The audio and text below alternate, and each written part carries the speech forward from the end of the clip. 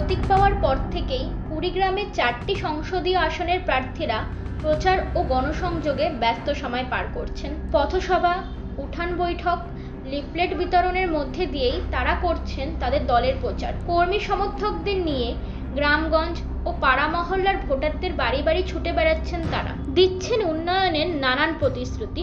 সকাল থেকে রাত পর্যন্ত চালাচ্ছেন বিরামহীন গণসংযোগ। আওয়ামী লীগ, জাতীয় পার্টি ও অন্যান্য দলীয় প্রার্থীদের সাথে সমান তালে প্রচারণা চালাচ্ছেন স্বতন্ত্র প্রার্থীরাও। গতকাল সকাল থেকে দুপুর পর্যন্ত কুড়িগ্রাম 3 আসনের উলিপুর পৌরসভা এলাকায় গণসংযোগ, লিফলেট বিতরণ ও কর্মী সভা করেন জাতীয় পার্টির প্রার্থী আব্দুস সোবাহান।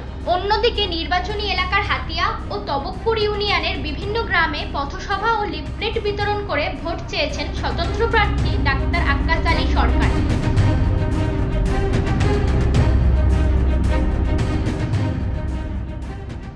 Bureau report, U Bangla TV. U Bangla TV, হৃদয় ছুঁয়ে যায়।